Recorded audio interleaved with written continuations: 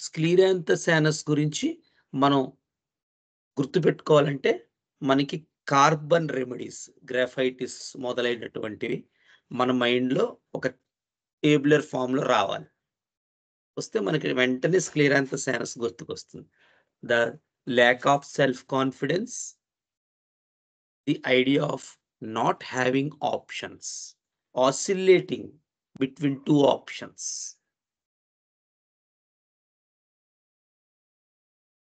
And postponing their decisions.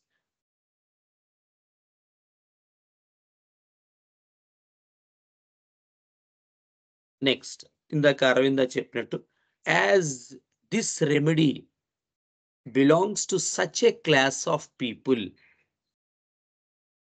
Wear there is no involvement, no maturity,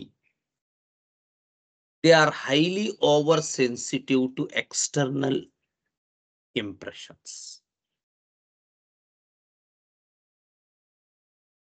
అందుకని చిన్న చిన్న విషయాలు కూడా వీళ్ళని ఈవేళ వెళ్ళేటప్పుడు రోజు పొద్దున్నే కింద అంకుల్ గారు నవ్వేవారు మనం ఎళ్ళేసరికి. ఈవేళ ఎందుకు నవ్వలేదు? లేదా గేట్ దగ్గర సెక్యూరిటీ ఇలా అంటాడు రోజు వెళ్ళేటప్పుడు. ఈవేళ ఎందుకు అనలేదు? సో, దీస్ లిటిల్ థింగ్స్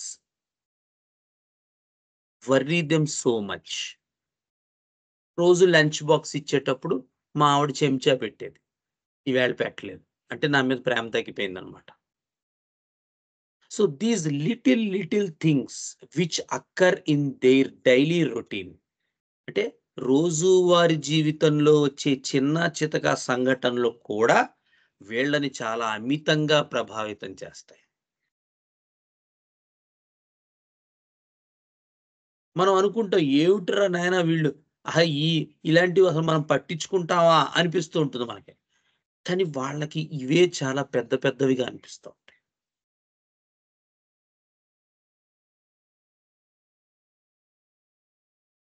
అందుకని ఈ పీపుల్ మీరు, అందుకని ఇందాక ఫస్ట్‌లోనే మనం చెప్పాం గ్రాఫైటిస్, బెరెటా కార్బ్ లాగా. సో, వీళ్ళలో ఉండేటువంటి అతి ముఖ్యమైనటువంటిదేంటంటే, వాళ్ళు డెసిషన్స్ తీసుకోలేరు. తీసుకున్న ఆ డెసిషన్స్‌ని పోస్ట్‌పోన్ జేస్తారు. కాన్ఫిడెన్స్ ఉండదు. సోషలైజేషన్ అనేటువంటి చాలా తక్కువగా ఉంటుంది. చాలా ఓవర్ సెన్సిటివ్‌గా ఉంటారు. నెక్స్ట్‌ది next point, lack of reaction అనేటువంటిది గూడా వీళ్ళకుంటుంది. అందుకని వీళ్ళు చాలా స్లోగా ఉంటారు.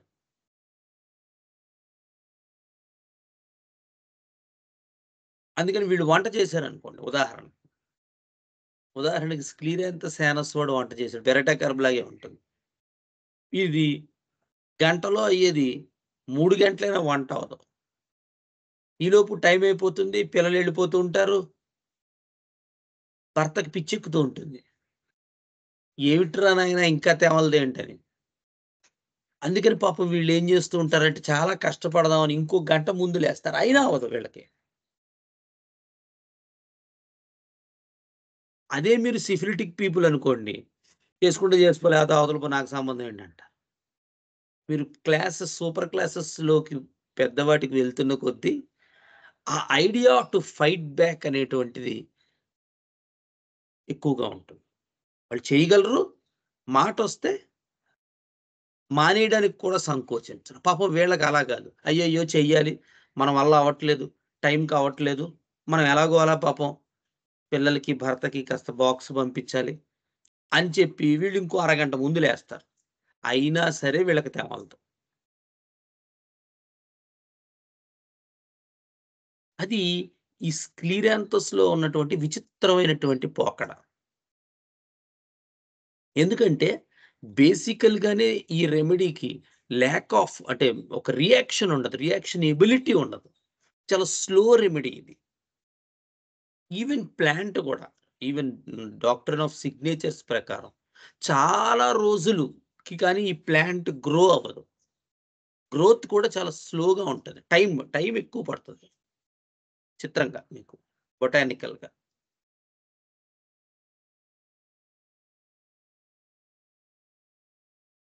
సో అటువంటి ఐడియా దీనికి ఉంటుంది. అంటే వీళ్ళల్లో reaction ability, lakh of reaction అంటాం.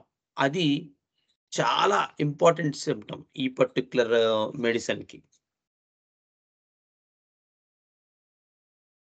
అందుకని వీళ్ళ మైండ్ సెట్‌లో ఎప్పుడూ కూడా వీళ్ళు కొంచెం పెద్దవాళ్ళయ్యేసరికి వీళ్ళకి అర్థమైపోతుంది. నా ఎబిలిటీ, నా కేపబిలిటీ తక్కువుంది. నేను అందరిలా చేయలేకపోతున్నాను అనేటువంటిది వీళ్ళకి అర్థమవుతుంది. అందుకని ఎప్పుడూ భయం వీళ్ళని వెంటాడేది. Fear that she will make wrong decisions అంటారు Murphy. Fear that she will take wrong decisions, wrong choices are.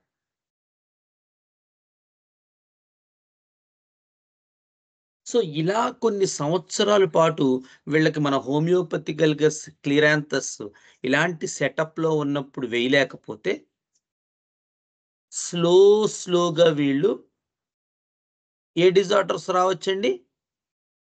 ఇలాంటి వాళ్ళలో ఏ సిస్టమ్ దెబ్బతినొచ్చు? Nervous system. Very good sir.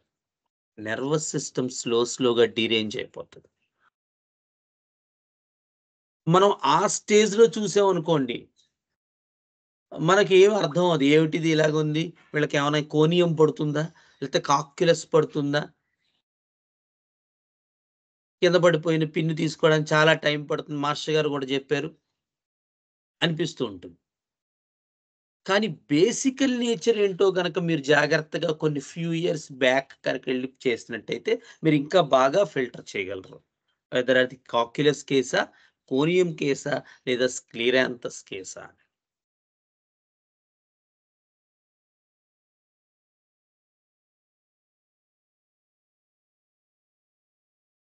So, కోనియంలో ద ఐడియా ఏంటంటే ఇట్ బిలాంగ్స్ టు 6థ్ సూపర్ క్లాస్ అంబెల్లిఫెరే ఫ్యామిలీ.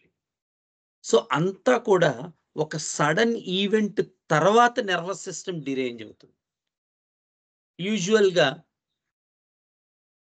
మనకి ఏదైనా ఒక sudden like such a event like a rape అంటారు శంకరన్ సార్.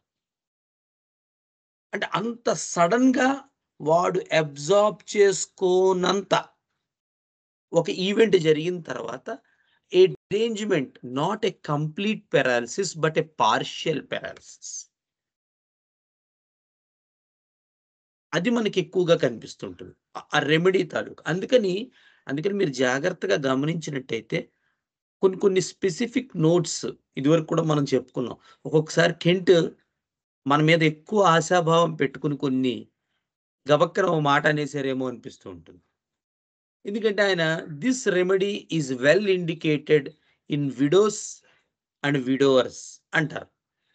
అనగానే నాబోటి వాడికి ఏమనిపిస్తూ ఉంటుందంటే, అయితే విడోవర్స్‌కి ముందు కోనియం ఏస్తూ ఉండాలనిపిస్తుంది.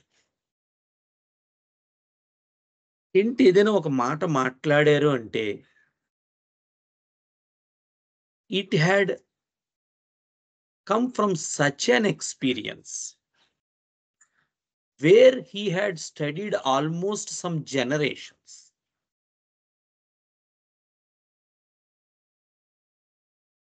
అందుకని కోనియంలో కెంట్ దాన్నెందుకు ఫైండ్ ఔట్ చేయగలిగారంటే, because at one point of Conium the genital system, the libido, the desire is very high.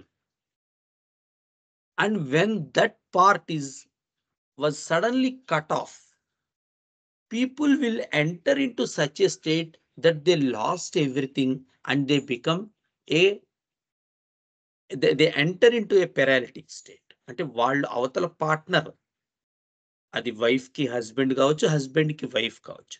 చనిపోవడం చేత వాళ్ళలో ఉండే హైటెండ్ యాక్టివిటీ ఏదైతే ఉంటుందో అది సడెన్‌గా ఆగిపోతుంది. ఆ సడెన్‌నెస్ వీళ్ళ మీద ప్రభావం చూపిస్తుంది. Which enter later into A paralytic state, A partial paralytic state.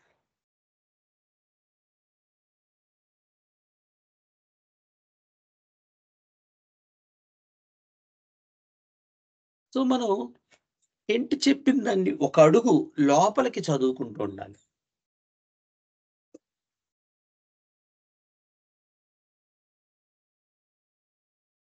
అలాగే మెగ్నీషియం కార్బ్‌లో కూడా చెప్తారు కెంట్. మీరు శ్రద్ధగా చదివినట్టయితే కెంట్‌ని ఒక ఆర్ఫనేజ్‌కి పిలిచారు. అందులో ఏంటంటే ప్రతి పిల్లవాడికి కూడా ఆర్ఫనేజ్‌లో డయేరియా ఉంది. ఆ డయేరియా కూడా frogs come in the pond అలా అనిపిస్తోంది డయేరియా. సో, కెంట్ వెంటనే ఆ క్లాస్ మనం స్టడీ చేస్తే అందులో మోస్ట్‌లీ చాలా మందికి మెగ్నీషియం కార్బ్ ఇండికేట్ అయ్యింది. So, way back magnesium carb మళ్ళీ రీప్రూవ్ అయ్యి, దానిలో ఉండేటువంటి డిజర్టెడు, ఫర్సేకెను, అబాండన్‌మెంటు, నన్నెవరు లవ్ చేయట్లేదు, ఆహ్, ఆర్ఫన్ ఫీలింగు, ఇవన్నీ అసలు నిజానికి కెంట్ టైమ్‌కి అంత ప్రూవింగ్‌లో ఎస్టాబ్లిషే అవ్వలేదు. But still had hunted can't hunted that point and అక్కడ ఇచ్చారాయన. ఈ పిల్లల్లో ఇలాంటి డయేరియా డెవలప్ అయ్యింది అంటే, వీళ్ళ మెంటల్ సెటప్‌లో ఎక్కడో దట్ ఐడియా ఆఫ్ డిజర్టెడ్, నేను అనాథని అనేటువంటిది బహుశా మెగ్నీషియం కార్బ్‌లో ఉండుండాలి అన్నారు. కొన్ని సంవత్సరాల ముందే. అండ్ లేటర్ ప్రూవింగ్‌లో అది ఎస్టాబ్లిష్ అయింది. అండ్ లేటర్ మనకి మళ్ళీ శంకరన్ గారు ఎస్టాబ్లిష్ చేసి, ఈ మెటీరియా మెడికాని గనక మెగ్నీషియం మెటీరియా మెడికాని మళ్ళీ తీసుకొస్తే క్లియర్ కట్‌గా వాళ్ళల్లో ఈ forsakenness, malnourishment, mental malnourishment, ఇవన్నీ కూడా మనకి మెగ్నీషియం కార్బ్‌లో వచ్చాయి చిత్రంగా. కానీ సెంచరీస్ అహెడ్ కెంట్ దాన్ని చెప్పగలిగాడు. Without a proper proving. ఎందుకు? He studied that class of remedies beyond that diarrhoea. మన దగ్గరికి డయేరియా కోసం వస్తే డయేరియాకి మందిచ్చేస్తాం. మన పనయిపోయింది. కానీ అలా చదవలేదు కెంట్ మెటీరియా మెడికాని. ఎందుకు ఈ ఆర్ఫనేజ్‌లో పిల్లలకి మెగ్నీషియం కార్బ్ ఇండికేట్ అవుతోంది అని తన్ని ప్రశ్న యేసుకున్నాడు. అంటే మనకొచ్చే ప్రశ్నలాంటివి కాదు ఆయనకి. పరిప్రశ్న అంటారు మనకి భాగవతంలో. నారదుడికొస్తుంది. అంటే ఇంక అది తపననమాట. అదేదో ఒకటి అది వాళ్ళకి ఆ సమాధానం దొరికేదాకా ఆకలుండదు, నిద్రపోరు, తిండి తినరు. అలాంటి ప్రశ్న ఆయనకి కలిగింది. పరిప్రశ్న.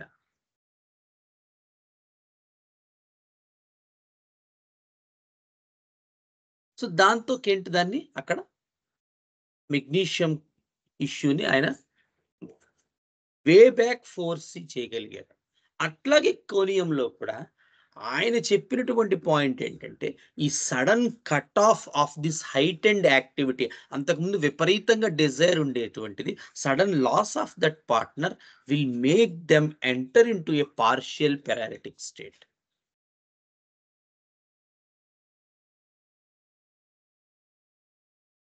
అదే మీరు కాక్యులస్‌లో తీసుకున్నట్టయితే, the idea here Cocculus it belongs to the first subclass. So, ఇక్కడేమవుతదంటే మీకు కాక్యులస్‌లో ఈ సడెన్‌లు అవి కాదిక్కడ. ప్రాబ్లమ్ ఏంటంటే కాక్యులస్‌లో వీళ్ళు ఎవరైతే వీళ్ళకి ఇష్టం ఉంటుందో, these are very, very naive people. Cocculus people.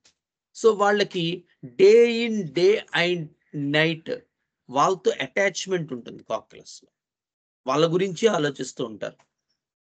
నిద్రపోరు, తిండి తినరు. వాళ్ళకి కావాల్సినటువంటి ప్రతీదీ వాళ్ళతో అసోసియేట్ అయిపోయాడు పాపం. దాంతో వాళ్ళకేదైనా జరిగితే వీళ్ళు రాత్రింబగళ్ళు అంటే చిన్న డిసీజ్ వచ్చినా లేతే ఏదైనా వాళ్ళకేదైనా కెంట్ ఏం చెప్తారు? పారాలిటిక్ స్టేట్ లాంటిదొచ్చిందని చెప్తారు. వస్తే వాళ్ళకెక్కువ సర్వీస్ చేయడం వల్ల తదనంతరంలో వీళ్ళకి పారాలిటిక్ స్టేట్స్ వచ్చేటువంటి అవకాశం ఉంటుంది. సరిగ్గా నిద్ర లేక, యాంక్సైటీ వల్ల. అలాంటి పారాలిటిక్ స్టేట్స్‌లో మనకి Cocculus indicate. Where there is so attachment, so clingy, so naive and day in and day night they work for the other people's benefit and finally they themselves land into such a state of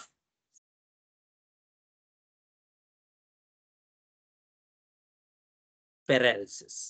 Will I give you the idea the paralysis of coccygeus indicus. కానీ స్క్లీరాంథస్ లో అలాంటి paralysis కాదు. కొన్ని రోజుల పాటు వీళ్ళు ఎవరికి ఏదో చేయడం వల్ల లేకపోతే ఏదో సడన్ కట్ ఆఫ్ వల్ల వచ్చినటువంటి పారాలిటిక్ స్టేట్స్ కాదు. ఏ రకమైనటువంటి slowness from the day one.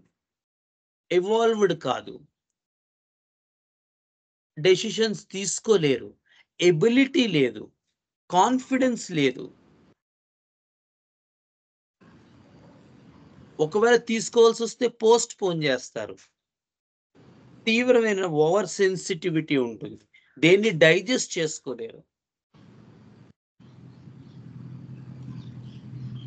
ఇలాంటి స్లో పీపుల్ కొన్ని ఇయర్స్ పాటు ఇదే తరహా పద్ధతిలో ఉంటే స్లోగా they will enter into A nervous system paralysis. వీళ్ళ బ్రెయిన్ యాక్టివిటీ తగ్గిపోతూ ఉంటుంది, చేతులు నంబెక్కిపోతూ ఉంటాయి,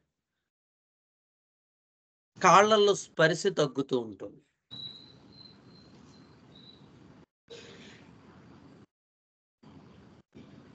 సో అలాంటి పారాలిటిక్ స్టేట్స్, అలాంటి పీపుల్లో, అలాంటి పేషెంట్స్ లో వచ్చే పారాలిటిక్ స్టేట్స్ లో మనం స్క్లీరాంథస్ అనేటువంటి రెమెడీ గుర్తుపెట్టుకోవాలి.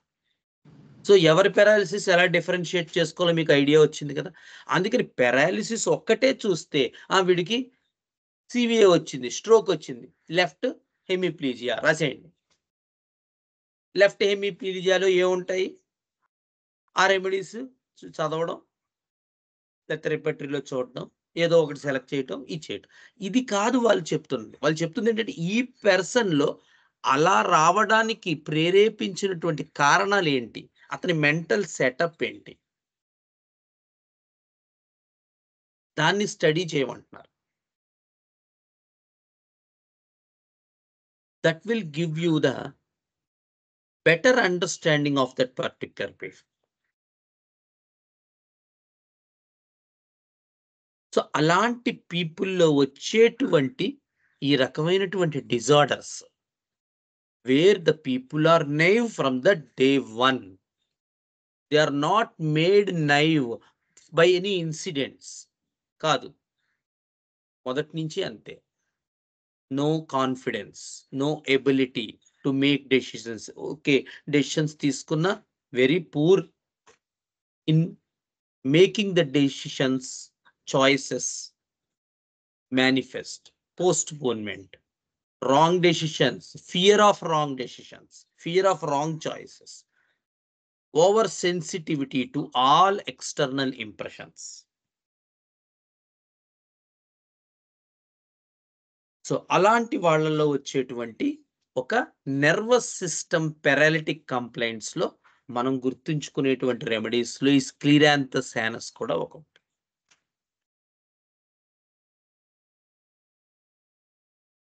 అలాగే ప్రెగ్నెన్సీలో కూడా ఒక్కొక్కసారి రెమెడీకి మనం చూసుకుంటూ ఉంటాం. అలాగే ట్రావెల్ సిక్నెస్, వీళ్ళకి చెప్పాను కదా ఆసిలేషన్ అనేటువంటిది వీళ్ళకి ఇలా ఇలా ఇలా ఊగుతూ ఉంటారు, వీళ్ళ మైండ్ ఇలా ఇలా ఊగుతూ ఉంటుంది. సో అలా ఊగేటువంటివన్నీ కూడా వీళ్ళకి భయం.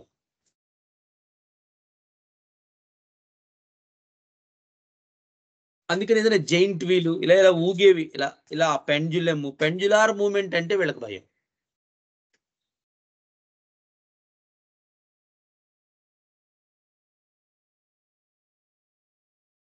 అందుకని equilibrium complaints, suppose year complaints, A lot of need of equilibrium.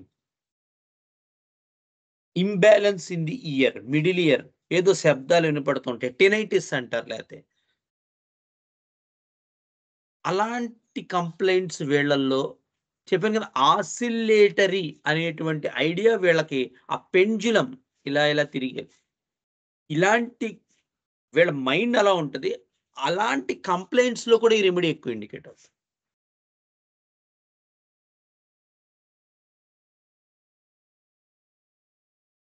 So travel sickness, tinnitus, middle ear complaints, లేకపోతే inner ear complaints, nervous system of the inner ear, malleus, incus, stapedius దాటి ఆ ఇయర్‌లో వచ్చేటువంటి చేంజెస్. అయితే chronic separative otitis media ఉంది. తర్వాత నుంచి ఇంక నెమ్మదిగా వినికిడి తగ్గిపోతుంది. చెవిలో ఏదో కదులుతున్నట్టు, ఏదో లయ కదులుతున్నట్టు, చెవిలో శబ్దాలు, ఏదో గోదావరి ఇలా ఇలా అన్నట్టు, నీళ్లు ఆడినట్టు, ఇలా రకరకాలుగా చెప్పొచ్చు. అలాంటి అన్ని కంప్లెయింట్స్‌లో కూడా చెప్పాను కదా! ఆసిలేటరీ లేదా పెండ్యులార్ మూవ్‌మెంట్ అనేటువంటిది వీళ్ళు చెప్తారు.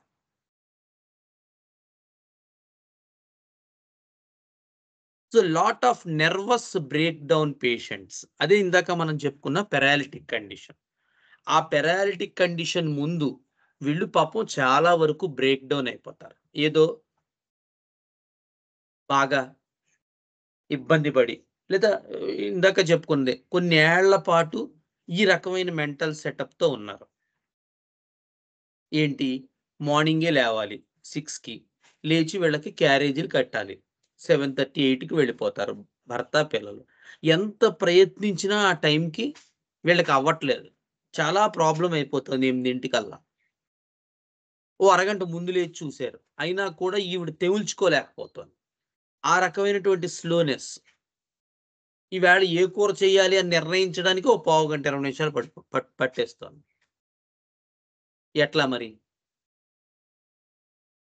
సో, ఈ రకమైనటువంటి మెంటల్ సెటప్‌తో చాలా సంవత్సరాలు ట్రావెల్ చేసిన తర్వాత slowly they will land into a nervous breakdown and physical nervous system of the body will be also affected.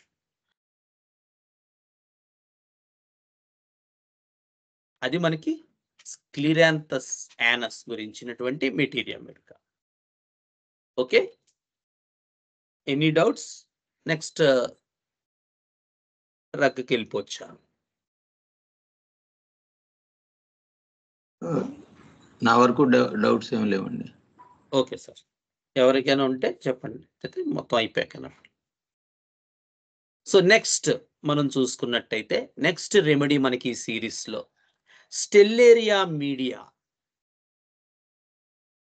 STELLARIA Stellaria media MEDIA.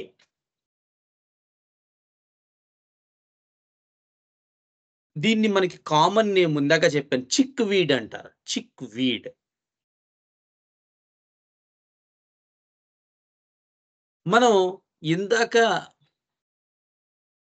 స్క్లిరాంథస్ ఎలా అయితే మనం కార్బను, గ్రఫైటిస్సు, బెరైటా కార్బు అవి గుర్తుంచుకుని ఇది చదువుకుంటే బావుంటుందండి అన్నాం. ఇప్పుడు ఈ రెమెడీ మనకి బ్రయోనియా ఎక్కువ గుర్తుంచుకుంటే బావుంటుంది ఈ రెమెడీకి. ఈ స్టెల్లేరియా మీడియా వెల్ ప్రూవ్డ్ రెమెడీయే. మనకి పాత వాళ్ళ మెటీరియా మెడికల్‌లో కూడా ఉందిది. సో, ఈ స్టెల్లేరియా మీడియా గురించి మీకు ఐడియా రావాలంటే మీరు బ్రయోనియాని ఎక్కువ గుర్తుంచుకోవాలి. ఎందుకంటే వీళ్ళు చాలా చాలా లాసిట్యూడ్‌గా ఉంటారు. బద్ధకంగా ఉంటారు. కదలరు వీళ్ళు తొందరగా.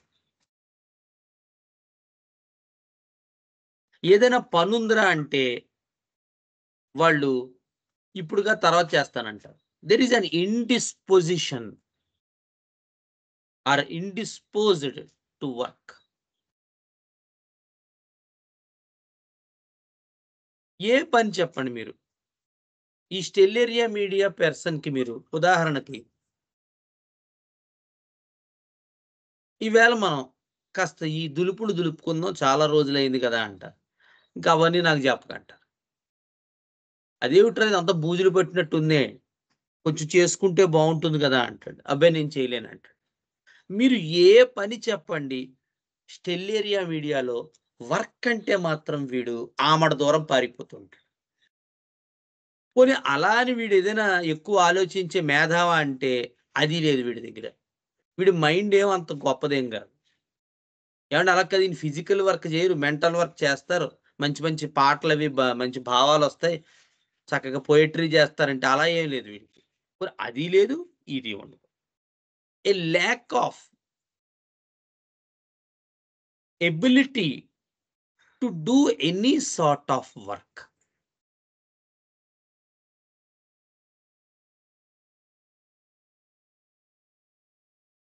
అది దీనికి తోడు వీళ్ళకుండే ఇంకో ఇబ్బంది ఏంటంటే, ఎవరైనా వీళ్ళని కదిలించారనుకోండి, వీళ్ళకి చాలా కోపం వస్తుంది. అది కూడా మనకు బ్రయోనియాలా లాగా ఉంటుంది. చాలా మంది అనుకుంటారు బ్రయోనియా చదువుకునేటప్పుడు బ్రయోనియా పెద్ద ఇరిటబిలిటీ ఉండదనుకుంటారు. కానీ బ్రయోనియాకుండే ఇరిటబిలిటీ ఇంక ఏ రెమెడీకి ఉండదు. అంత ఎక్కువ ఇరిటబిలిటీ ఉంటుంది. కానీ 4th సూపర్ క్లాస్‌లో ఉండడం వల్ల వాళ్ళు డిస్టర్బ్ అయితేనే వాళ్ళకి ఇరిటబిలిటీ కనబడుతుంది. మీకు క్రానిక్ హెడేక్స్‌లో కూడా బ్రయోనియా ఇండికేట్ అయినప్పుడు వాడు ఏం చేస్తాడంటే, వాడి తలపోటు వచ్చినప్పుడు వాడు ఒక రూమ్‌లోకెళ్ళి పడుకుంటాడు.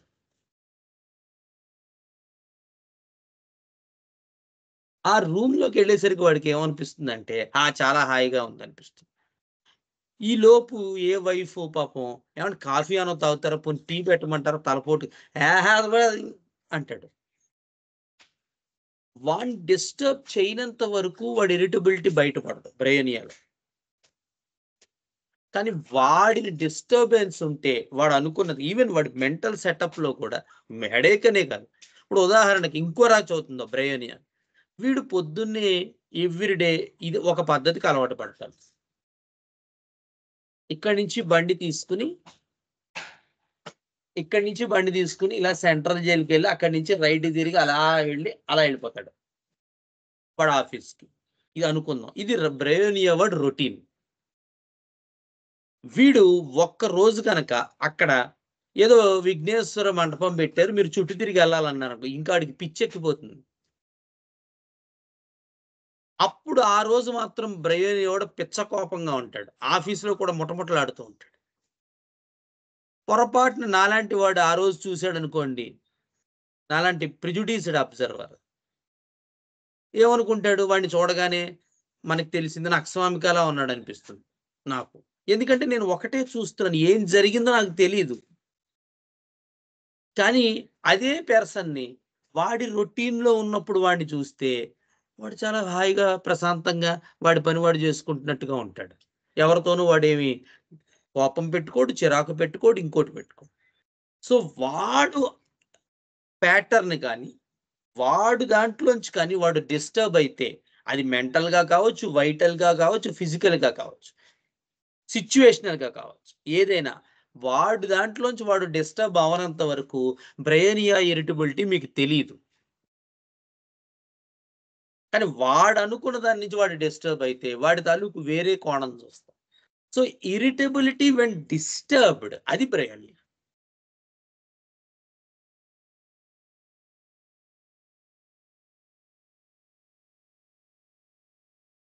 నెక్స్ట్ అలాంటి బ్రెయోనియా సెటప్ ఉంటుంది ఈ స్టెల్లేరియా మీడియాలో. దాంతో పాటు షిఫ్టింగ్ పెయిన్స్ ఇదొక గ్రేట్ రొమాంటిక్ రెమెడీ అండి. పాత వాళ్ళలో ఒక తరం మనకి స్టెల్లేరియా మీడియాని రొమాటిజంలో చాలా బాగా ఎందుకు ఇది గొప్ప రెమెడీ అంటే, మీకు మిగతా రెమెడీస్‌ని మనం రొమాటిజంలోకి వెతుక్కునేటప్పుడు మొడాలిటీస్ చూడాలి. ఉదాహరణకి రస్టాక్స్ అనుకుందాం. రస్టాక్స్ ఇండికేట్ అవ్వాలంటే చల్లదనం వల్ల అగ్రివేట్ అవ్వాలి. వింటర్ వచ్చింది. కీళ్ళన్నీ పట్టేస్తున్నాయండి. వర్షాలు ఎక్కువ పడుతున్నాయి. ఒళ్ళంతా నొప్పులు అస్తమానం విరుచుకోవాలనిపిస్తుంది అంటాడు. సో, మనకి ఈ షిఫ్టింగ్ పెయిన్స్‌తో పేషెంట్ వచ్చాడనుకో, అమ్మ మీకు ఈ చల్లదంతా నాకేం ప్రాబ్లమ్ ఉండదండి అంటాడు. మనకేమో లెటీరియా మెడికా నిండా ఇలాంటి మొడాలిటీస్ నిండిపోయి ఉంటాయి. వాడేమో మొడాలిటీసే లేవంటాడు ఆ పేషెంట్. ఏం జేయాలి? అలాంటి కండిషన్స్‌లో మనకుండేటువంటి దివ్యమైనటువంటి ఔషధం ఈ స్టెల్లేరియా మీడియా. ఎందుకంటే ఎటువంటి వెదర్ చేంజెస్‌తో రిలేట్ అవ్వని రొమాటిజం ఈ స్టెల్లేరియా మీడియాలో ఉంటుంది. అదే పల్స్టిల్లా రొమాటిజం అనుకోండి. వాడికి షిఫ్టింగ్ పెయిన్స్ ఉంటాయి. కానీ వాడికి చల్లదనం కావాలి. ఓపెన్ ఎయిర్‌లో కూర్చుంటే వాడికి హాయిగా ఉంటుంది. ప్రశాంతంగా ఉంటుంది వాడికి. రస్టాక్స్ వాడికి ఎండ తగులుతుంటే బాగుంటుంది, వేడిగా ఉంటే బాగుంటుంది, చల్లదనం పడదు వాడికి, చల్లగా ఉంటే ఇంకా ఇంకా కీళ్లు పట్టేసినట్టు ఉంటాయి. సో ఇలా ఏ రెమెడీ తీసుకున్నా ఆ మొడాలిటీ మనకి ప్రాముఖ్యంగా కనబడాలి. కానీ ఈ స్టెల్లేరియా మీడియాలో మనం 30 పొటెన్సీతో స్టార్ట్ చేసుకోవచ్చు. అవసరమైతే వీక్లీ వన్స్ ఇవ్వచ్చు. So Stellaria media, a great rheumatic remedy where you have a option not to choose about the modality. అమ్మ ఏ మొడాలిటీ రా బాబు వీడికి అని మనం వెతుక్కోవాల్సిన పని లేకుండా ఉండే రొమాటిజంలో మీకు స్టెల్లేరియా మీడియా బాగా కనబడుతుంది. Great remedy. అందులో కూడా షిఫ్టింగ్ పెయిన్స్ ఉంటాయి. అందులో కూడా పల్స్టెల్లా లాగా, క్యాలీసల్ఫ్ లాగా ఓ రోజు రైట్ ఎల్బో అంటాడు, ఓ రోజు లెఫ్ట్ ఎల్బో అంటాడు, లేకపోతే ఓ రోజు మెడ అంటాడు, ఓ రోజు ఇదంతా లాగేస్తుంది అంటాడు, మరుసటి రోజు ఇదంతా లాగేస్తుంది అంటాడు, మళ్ళీ తర్వాత ఇదంతా లాగేస్తుంది, లేకపోతే కాళ్ళు లాగేస్తున్నాయి అంటాడు.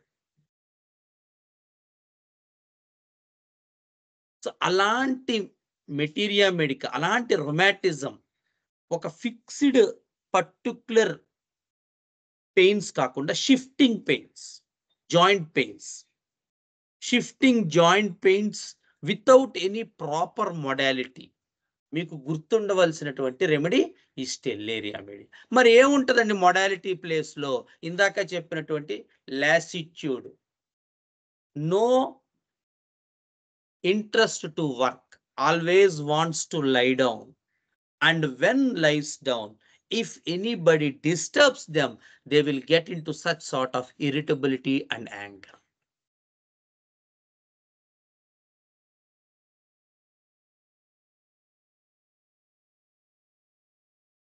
నెక్స్ట్ సోరియాటిక్ ఆర్థరైటిస్ అంటారు.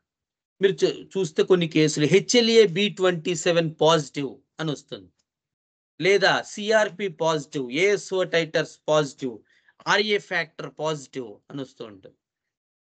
వాడు అప్పటి నుంచి వాడిని జాగ్రత్తగా చూస్తే వాళ్ళు ఏం చేస్తారంటే, ఏమన్నా నాకు దీంతో పాటు స్కిన్ ప్రాబ్లం కూడా ఉంది చూడండి, ఈ తలంతా ఇలాగా పొట్ల రాలుతోంది, డాక్టర్ దగ్గరికి వెళ్తే సోరియాసిస్ అన్నారంట.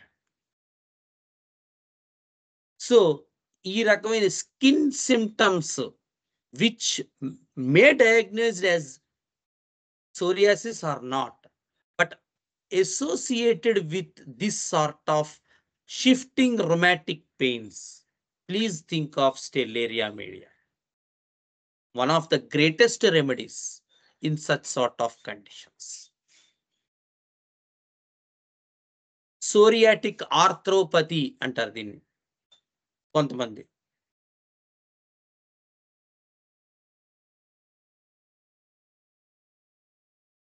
సో ఒక్కొక్కసారి ఒక్కొక్క జాయింట్ వాప్ వచ్చేస్తుంది, పెయిన్ వచ్చేస్తుంది, ఏదో సూదులతో గుచ్చినట్టు ఉంటుంది.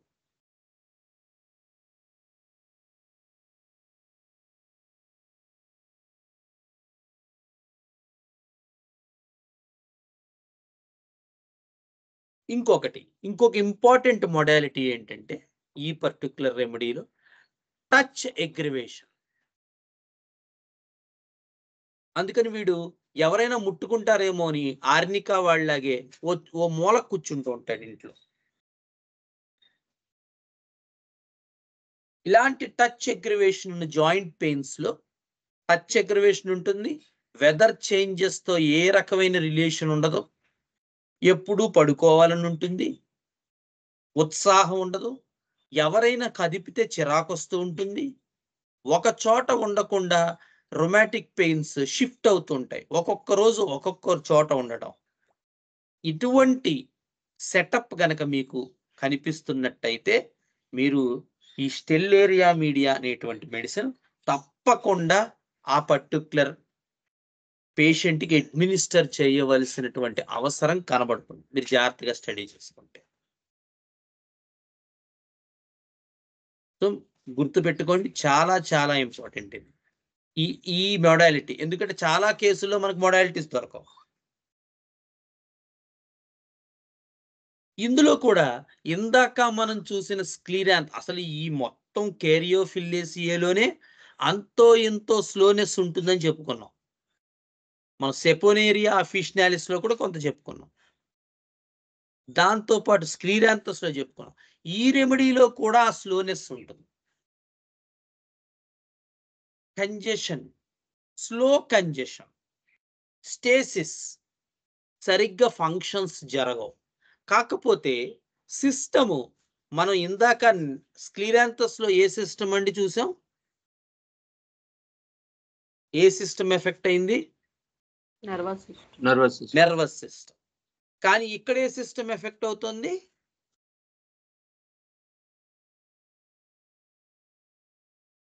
ఏ సిస్టమ్ ఎఫెక్ట్ అవుతుంది? మైండ్ ఎఫెక్ట్ అవుతున్నట్టు. మైండ్ గా సిస్టమ్. ఏ సిస్టమ్ ఎఫెక్ట్ అవుతుంది? దేని గురించి చెప్పుకున్నాం? ఫిజికల్ గా ఏముంటాయని చెప్పుకున్నాం? Skeletal system sir. Skeletal system. Very good. Skeletal system effect అవుతుంది. అది చిత్రం అన్నమాట. ఒక రెమెడీ అదే ఇందులో చూసే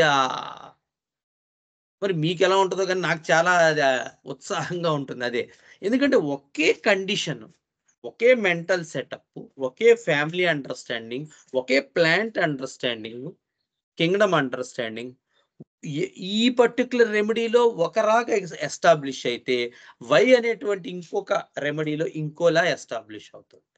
సో ఇందాక చూసినటువంటి స్క్లీరాంథస్ లో మనకి చిత్రంగా మైండ్ ఎఫెక్ట్ అయ్యి దాంతో పాటు స్లోగా పాపం నర్వస్ సిస్టమ్ ఎఫెక్ట్ అయిపోయింది. కానీ ఈ రెమెడీకి వచ్చేసరికి స్టెల్ ఏరియాలో మైండ్ ఎఫెక్ట్ అయ్యి స్లోగా స్కెలిటల్ సిస్టమ్ స్లోగా స్టేసిస్ లోకి వెళ్ళిపోతుంది. సో స్లగ్గిష్నెస్ రెండిట్లోనూ ఉంటుంది. కానీ అందులో నర్వస్ స్లగ్గిష్నెస్, ఇందులో orthopaedic sluggishness, skeletal sluggishness. Okay, so అది మనకి సరే. సో ఇది మనకి క్యారియోఫిల్లేస్ గురించి. మనకి ఇంకొక రెమెడీ ఉంది, కొంచెం పెద్దది. నెక్స్ట్ దాంట్లో మనం చదువుకుందాం. ఓకే, సో అర్థమైంది కదండి. మనకి థర్డ్ సబ్ క్లాస్ లో ఉన్న ఈ చిన్న చిత్తక రెమెడీస్ భలే ఉపయోగపడతాయి. మనం చెప్పుకున్న సెపోనేరియా అఫిషనాలిస్ ఈ ఫ్లూ సిమ్టమ్స్ లో బ్రహ్మాండంగా ఉపయోగపడుతుంది. రీసెంట్ గా నేను కూడా తెప్పించాను అది.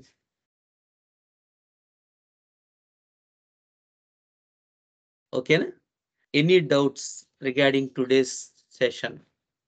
డాక్టర్ గారు, మనం ఈ స్క్లీరాంథస్ యొక్క ల్యాక్ ఆఫ్ సెల్ఫ్ కాన్ఫిడెన్స్ కి, లైకోపోడియం యొక్క ల్యాక్ ఆఫ్ సెల్ఫ్ కాన్ఫిడెన్స్ కి, అంటే అది కూడా మాసెస్ ప్లాంట్ కింగ్డమ్ లో ఉంది కాబట్టి దీనికి దానికి ఏమన్నా అది ఇవాలుడా ఇది ఇవాలుడా అంటే కంపారిటివ్ గా అనేది ఏమన్నా మనం ఐడియా చేసుకోవచ్చండి? మంచి డౌట్ అది. అంటే మనం గుర్తుపెట్టుకోవాలి, lycopodium is a well proven remedy కదా.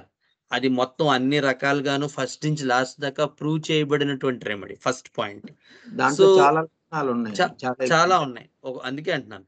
సో ఒక రకమైన ల్యాక్ ఆఫ్ సెల్ఫ్ కాన్ఫిడెన్స్ లో లైకోపోడియోని ఇమర్చలేం. But Lycopodium people self confidence తక్కువగా ఉంటది, కానీ వాళ్ళకి ఏదైనా చెయ్యాలి అనేటువంటిది చాలా ఎక్కువగా ఉంటుంది. ఐడెంటిటీని చూపించుకోవాలనేటువంటిది లైకోపోడియంలో ఎక్కువగా ఉంటుంది. వాళ్ళకి తమ మీద తమకి నమ్మకం తక్కువ ఉంటుంది. బట్ ఎలాగైనా ఒక ప్రతిభలోకి వెళ్ళాలి అంటే ద ఐడియా ఈజ్, మీకు అది బొటానికల్ గా కూడా మీరు చూస్తే, once these masses are very heightened, అంటే పూర్వపు జనరేషన్ లో డైనోసార్స్ అవి ఉన్నప్పుడు చెప్పేది ఏంటంటే లైకోపోడియం కూడా చెట్లు చాలా పొడుగ్గా ఉండేవి. నౌ దే బికమ్ స్టంటెడ్, పొట్టిగా అయిపోయాయి. హలో సార్, ఉన్నారా? వింటున్నానండి. సో ఐడియా ఏంటంటే వీళ్ళకి పొడుగు పొట్టి అంటే ఐడెంటిటీ లేకపోవడం అనేది చాలా పెద్ద ఇష్యూ వాడికి. అఫ్ కోర్స్ అది ఫస్ట్ సూపర్ క్లాస్ లో ఉన్నప్పటికీ most of the symptoms withdrawal ని చూపిస్తున్నప్పటికీ లైకోపోడియంలో ఉండేటువంటి ల్యాక్ ఆఫ్ కాన్ఫిడెన్స్ అనేది విత్ రిలేటివ్ టు పొడుగు అవ్వాలి, హైట్ అవ్వాలి, ఐడెంటిటీ కనిపించాలి, నా గురించి మాట్లాడుకోవాలి, నా గురించి తెలియబడాలి, నేనెవరో ఒక వ్యక్తం అవ్వాలి అనేటువంటి బ్యాక్గ్రౌండ్ ఐడియా లైకోపోడియంలో ఎప్పుడూ కూడా ఉంటుంది. కానీ ఇక్కడ మనం చెప్పుకున్నటువంటి ల్యాక్ ఆఫ్ కాన్ఫిడెన్స్ ఏదైతే ఉందో ఇది వీడేం పొడుగు అవ్వాలనే కాదు, వీడికి ఇంకా వాడు పొడుగు అవ్వాలనే ఐడియా కూడా వాడికి రాదు. ఎందుకంటే they are not evolved people. చెప్పాం కదా మనం, a lot of confusion, lot of no clarity. ఏ చాయిసెస్ చేసుకోవాలి, ఏం మనం చూసుకోవాలి, ఒపీనియన్ ఏది అవ్వాలి, అవి కూడా వాడు నిర్ణయించుకోలేడు ఈ స్క్లిరాంథస్ లో. సో ఈ కాన్ఫిడెన్స్, ఈ ల్యాక్ ఆఫ్ కాన్ఫిడెన్స్ సహజంగా వాళ్ళల్లో నిర్ణయించుకోలేకపోవడం వల్ల వచ్చింది. ఆ ల్యాక్ ఆఫ్ కాన్ఫిడెన్స్ తను ఐడెంటిఫై అవ్వాలి, తన గురించి తెలియబడాలి అనేటువంటి దాని నుంచి ఉద్భవించింది. అంటే అది రన్ అవుతూ ప్యారలల్ గా మనం నిజంగా ఆ స్థాయికి చేయగలమా, నిజంగా నాకు ఆ పవర్ ఉందా. అందుకే మీరు చూస్తే లైకోపోడియం మీకు డిజైర్ ఫర్ పవర్ అని ఒక రూబ్రిక్ ఉంటుంది కెంట్ లో. ఒక్కటే రెమెడీ ఉంటుంది లైకోపోడియం. ఎందుకంటే వాడికి అది కావాలని ఉంటుంది, కానీ వాడు నిజానికి చేయలేడు. వాడి దగ్గర ఇప్పుడు ఉదాహరణకి మీకు ఇదివరకు చెప్పానో లేదో గుర్తులేదు, ప్లాటినా గురించి చాలా మందికి ఉన్న మిస్అండర్స్టాండింగ్ అదే. ఏమాత్రం కాస్త కొంచెం అడమెంట్ గా కనబడిన వాడు ప్లాటినా అంటారు, కనపడంగానే ఇంకా ప్లాటినా నిర్ధారించేస్తారు. కానీ నిజంగా చెప్తున్నాను అది చాలా రాంగ్ ప్రిస్క్రిప్షన్. ఎందుకంటే ప్లాటినాలో నిజంగా చేయడం వల్ల వాడికి ఈగో వస్తుంది, వాడు నిజంగా నిలబడతాడు దానికి. ఎవరికైనా ప్రాబ్లం వచ్చిందనుకోండి, ఎలాంటి సిచ్యువేషన్ అయినా వాడు ఎదుర్కొంటాడు. వాడి ఎగోటిజంకి ఒక మీనింగ్ ఉంటుంది. హీజ్ ఏ క్యాపబుల్ ఫెలో, వాడు దాన్ని చెయ్యగలడు. అదే సల్ఫర్ ఉందనుకోండి, మీకు సల్ఫర్ లో కూడా ఇంత ఈగో ఉంటుంది. మీరు అనుకుంటారు ప్లాటినా ఈగోని, సల్ఫర్ ఈగో ప్లాటినా ఈగోని మించి ఉంటుంది, కానీ వీడు ఏ పని చేయడు, వీడు ఎవ్వడికి నిలబడ్డు. పాపం చాలా మంది ఎక్కడ మిస్ అవుతారంటే, మనకున్న గ్రేటెస్ట్ డ్రాబ్యాక్ ఏంటంటే అది ఒక్కటి చదువుతారు, ఏంటంటే సల్ఫర్ వాడు నీట్గా ఉండడు, శుభ్రంగా బట్టలు కట్టుకొని, శుభ్రంగా బట్టలు కట్టుకుంటాడు. నమ్మండి, నేను చూసిన సల్ఫర్ పేషెంట్స్ ఇదివరకు కూడా చెప్పాను, బ్రహ్మాండంగా బట్టలు కట్టుకుంటారు, వాళ్ళు చాలా నీట్గా ఉంటారు. అందుకని ఒక చోట మనం ఒక పాయింట్ని చూసిన తర్వాత మన కళ్ళకి అది మన మైండ్లో అది స్థిరపడి దాన్ని వెతకూడదు పేషెంట్స్ లో. అందుకే ఒక మాస్టర్ అంటారు, the greatest hurdle for a homoeopathic physician is to get out of his own thoughts అంటారు, ఓన్ ప్రిజుడిసెస్. అంటే మందుల పట్ల, మనుషుల పట్ల మనకుండేటువంటి అభిప్రాయాలే మనకి శాపాలుగా మారిపోతాయి. ఎస్, డెఫినెట్ గా సల్ఫర్ లో ఒకానొక టైంలో వాడికి ఆ సిమ్టమ్ వస్తుంది, ర్యాగ్డ్ ఫిలాసఫర్ అనేటువంటిది. ఒంటి మీద బట్టలు ఉన్నాయో లేవో తెలియదు, శుభ్రం అనే గురించి పట్టించుకోకపోవడం కరెక్టే, బట్ ఆ స్టేజ్ ప్రతి వాళ్ళలోనూ ఉంటుంది అనుకోవటం అవివేకం. అందుకని సల్ఫర్ పీపుల్ చాలా ఎగోయిస్టిక్ గా ఉంటారు, చాలా అహంభావంగా ఉంటారు, చాలా శుభ్రంగా కూడా ఉంటారు. కానీ వీడు ఎవడి పట్ల ఏ కేరు తీసుకోడు, వాడికి ఎవడెలా పోతే వాడికి అక్కర్లేదు, వాడి రోజు వాడిది అయిపోతే చాలు, అంతే. సల్ఫర్ పీపుల్తో మీరు డీల్ చేస్తున్నప్పుడు ఏదైనా ఒక ప్రాజెక్ట్లో కానీ లేదా ఫ్యామిలీలో కానీ నిజంగా అవతల వాడు నరకం అనుభవిస్తాడు. ఎందుకంటే దే ఆర్ ఎక్స్ట్రీమ్లీ సెల్ఫిష్. పాపం భార్య అంటుంది, ఏమిటండి నేను 30 ఏళ్ళ నుంచి సంసారం చేస్తున్నాను, ఏమిటి బాధ నాకు అంటుంది. లేదా వాడి కర్రీ వాడు తెచ్చుకుని తినేస్తాడు, ఇంట్లో ఉన్న వాళ్ళు ఉన్నారా లేదని చూడడు, వాడి పని వాడికి అయిపోవాలి, ఇంట్లో కూరలు ఉన్నాయో లేదో వాడికి అవసరం లేదు. అలాగే సల్ఫర్ వైఫ్ ఉందనుకోండి, అనుకుందాం రివర్స్‌లో. ఇంట్లో ఏమున్నాయి ఏంటనేది ఆవిడ చూడదు. ఆవిడ పని ఆవిడకయిపోవాలి. ఆవిడ చీర ఆవిడ కొనేసుకోవాలి ఆ రోజు. ఆవిడ జాకెట్టు, చీర 2 కూడా ఉన్నాయా లేదా చూసుకుంటుంది. లేదా ఈ అది కాదు, ఈరోజు పాపం హస్బెండ్ అంటాడు, ఇది చాలా ఇంపార్టెంట్ డే. ఈవేళ నాకేదో మీటింగ్ ఉంది. నేను అవకాశం లేదు. అయన్నీ నాకు సంబంధం లేదు. ఈవేళ నేను నా జాకెట్ మీద అదే నా చీరకి జాకెట్ కుట్టించుకుందాం అనుకుని వెళ్తున్నాను. దట్స్ ఇట్ అంటుంది. వాడికి పిచ్చెక్కుతుంది. ఇదేమిట్రా నాయన ఎంత అంటే అంతలాగా సెల్ఫిష్‌గా ఉంటారు. అంటే అవతల వాళ్ళ తాలూకు దాన్ని వీళ్ళు చూడలేరు. వీళ్ళ కళ్ళుకి కనబడదది. అలా ఉంటుంది సల్ఫర్ పిక్. అదే ప్లాటినాలో వీళ్ళకి ఇంత ఈగో ఉంటుంది. అంత అహంకారంగా చెప్తారు. కానీ వాడు దేన్నైనా మేనేజ్ చేయగలిగే సత్తా ఉంటుంది. నిజంగా వాడికి ఆ కేపబిలిటీ ఉంటుంది. వాడు అది, అది 4 పనులు చేయగలుగుతాడు. దాంతో వాడికి ఎగోటిజం వస్తుంది. నేనిన్ని చెయ్యగలుగుతున్నానే అనే అహం వాళ్ళలో డెవలప్ అవుతుంది. సో, అట్లా అన్నమాట. దేన్ని బేస్ అయ్యి డెవలప్ అవుతుందో చూసుకోవటం అనేది కూడా చాలా ఇంపార్టెంట్. అందుకని మనకి లైకోపోడియంలో ఏంటంటే ఆ పవర్ కావాలి. ఆ ఐడెంటిటీ కావాలి. ఆ ఉద్దేశం కావాలి. నేను గొప్పవాడు అనుకోవాలి. నేను గుర్తింపబడాలి. కానీ అవన్నీ చెయ్యగలిగే కాన్ఫిడెన్స్ నా దగ్గర ఉందంటారా? చేయలేనేమో. అంత ఉండదేమో. అలా అనిపిస్తూ ఉంటుంది. కానీ స్క్లీరాంథస్ అక్కడికి ఎవడికి సైలీషియాలో ఉంటుంది ఉదాహరణ. ఇన్‌కాన్ఫిడెంట్‌గా. వీడి ప్రాబ్లమ్ ఏంటంటే మనం ఏమాత్రం సరిగ్గా పెర్ఫార్మ్ చేసి మన ఇమేజ్ మొత్తం డ్యామేజ్ అయిపోద్ది కాబట్టి కాన్ఫిడెన్స్ ఉండదు వాడికి. ఇప్పటిదాకా ఎలాగోలా కవర్ అప్ చేశాను జాగ్రత్తగా. జాగ్రత్తగా అందరికీ పాఠాలది చెప్తున్నాను. ఎక్కడా కూడా దొరకలేదు. కానీ ఏదో ఒకరోజు సరిగ్గా చెప్పకపోతే సంకల్ప హోమియోపతిలో నా ఇమేజ్ పరిస్థితి ఏంటి? దానివల్ల వచ్చేటువంటి ల్యాక్ ఆఫ్ కాన్ఫిడెన్స్ సైలీషియాలో. ఆర్జెంటన్ నైట్రికన్‌లో ఇంత మంచి పెర్ఫార్మరే నేను. ప్రతి విషయాల్ని నేను చక్కగా చేయగలుగుతున్నాను. సాల్వ్ చేయగలుగుతున్నా. అలాంటి నేను ఇప్పుడు చేయగలుగుతానా లేదా?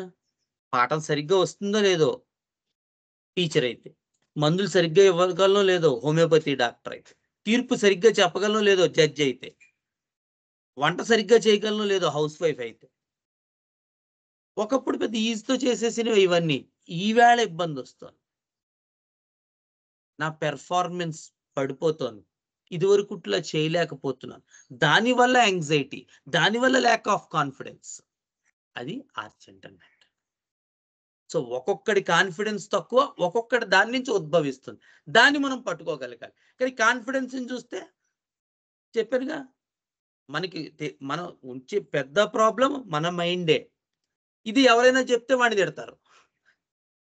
మన మైండ్‌ని సరిగ్గా చెక్ చేసుకొని మందులివ్వండిరా అంటే అది కూడా తప్పే. ఎందుకంటే వాడి పాయింట్‌లో వాడు ఎక్స్‌ప్రెస్ చేస్తున్నది దేన్నో దాన్ని సెంటర్ అయ్యొస్తోంది. ఆ సెంటర్‌ని పట్టుకోకుండా జస్ట్ ఆ ఎక్స్‌ప్రెషన్‌ని చూస్తే ఒక్కొక్కడు ఒక్కొక్క టైంలో ఒక్కొక్క రెమెడీలో అనిపిస్తాడు. వాడు కోపంగా ఉంటే నక్స్వామికలా అనిపిస్తాడు. ఇంటికొచ్చి కాస్త వాడితో పని చేసుకుంటే వాడు ఆరంమెట్లా అనిపిస్తాడు. ఎందుకంటే మనం రెమెడీలని గుర్తుపెట్టుకునే విధానం ఏంటి? Only by expressions. అది మనం డెవలప్ చేసుకున్న ఒక పద్ధతది. Which is not the case. అలా చేయకూడదు. ఓకేనా? థ్యాంక్ యూ డాక్టర్ గారు. చాలా చాలా మంచిగా నాకు లైకోపోడియంకిను ఈ అర్జెంటో నైట్రిక్ కూడా కొంచెం ఈ కన్‌ఫ్యూజన్ దాని మీద కొంత డౌట్ ఉంది. ఇప్పుడు మీరు చాలా చాలా బాగా చెప్పారు డాక్టర్ గారు. మీలో ఉన్న గొప్పతనం అది. కంపారిజన్ చాలా చాలా నీట్‌గా దాని ఎసెన్స్ ఏంటి? వాడి ఆత్మ ఏంటి? అనేది మీరు బాగా చెప్తున్నారు. Thank you doctor. Thank you very much. ఓకేనా సార్? ఇంకెవరికైనా డౌట్స్ ఉన్నాయా? Or shall we conclude the session? Conclude చేయొచ్చు సార్. గురుర్బ్రహ్మా గురుర్విష్ణుః గురుర్దేవో మహేశ్వరః గురుర్సాక్షాత్ పరం బ్రహ్మ తస్మై శ్రీ గురవే నమః.